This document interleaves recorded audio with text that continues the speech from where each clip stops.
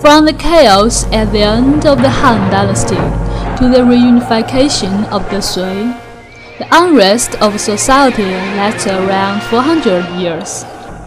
Like the complicated historical situation, literature also went through great changes.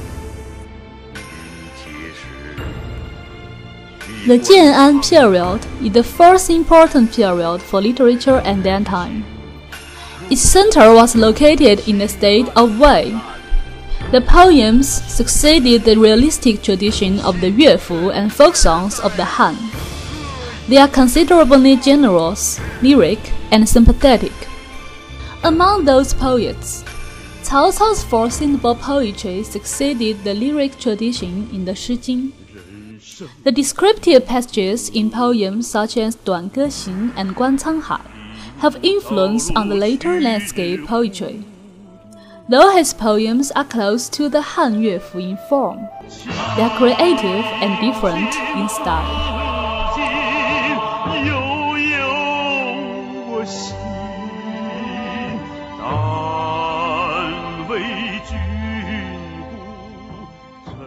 Cao Pi's poems are noticeable for description of love and various forms. He is the inventor of complete seven-syllable poetry. Cao Zhi was adept at Yuefu and five-syllable poetry. He absorbed from the Yuefu ballad and blended it with elements from the Shi Jing, the Zhu Ci, etc.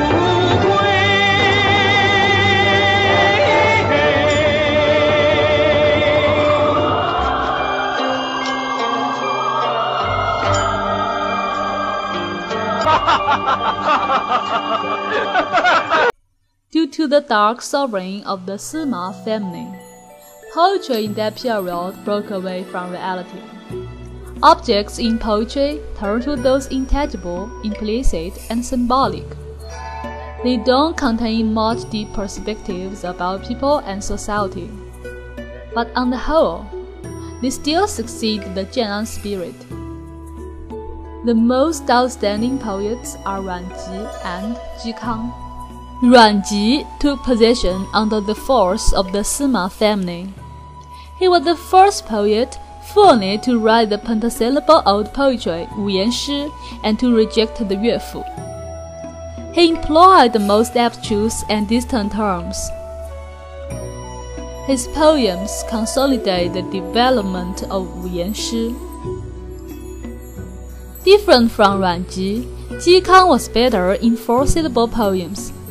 Though he doesn't match Ruan Ji in artistic achievements, he directly expressed his feelings about society and strong willingness to retire.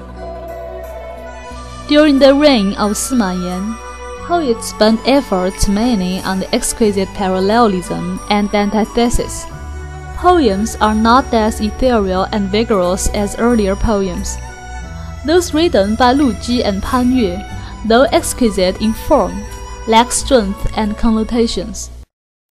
The entire Eastern Jin was covered by the mysterious poetry Xuan Yan Shi, affected by the research of phonology in Sanskrit scripture. It is about profound being or not-being, cosmography, etc. It imitated the Asian styles too. This makes poems insipid and read like Buddhist gatha. Good poets are like Liu Kun and Guo Pu, influential respectively for their abstractness and traveling like immortals.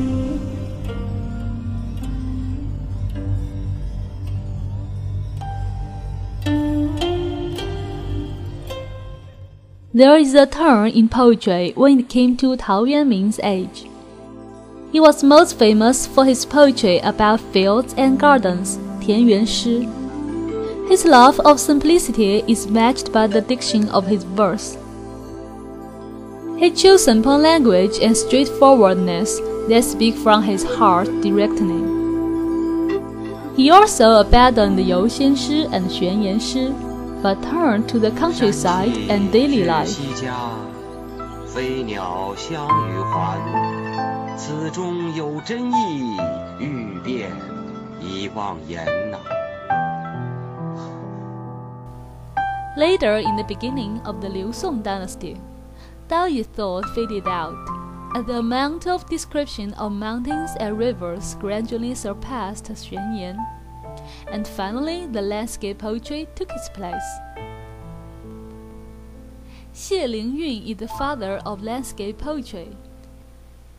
Different from Tao Yuanming, he observed closely and the natural view and described it in a subtle way with refined language.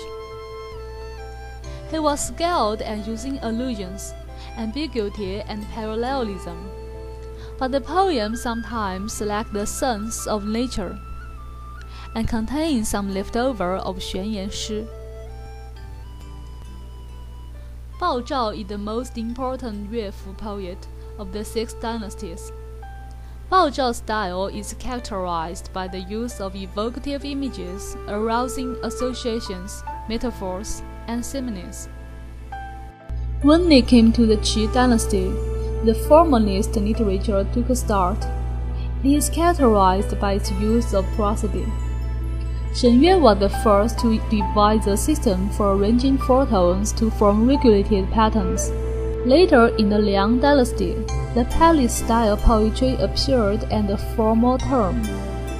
This style of poetry continues the formalist literature, combined with reflection of palace life. Subject and diction were influenced by the court literary entertainment. The tone is soft, frivolous, and licentious. The poems pay lots of attention to the form and are empty in substance and narrow in topics. Another important poetic style is the folk songs in the southern and northern dynasties. Folk songs in the north and south both share people's sincere emotions. Folk songs in the north are more bold, generous, and straightforward. The folk songs in the south tend to be gentle and delicate. One example is the Xizhou Qu, also with harmonious varials in cadence.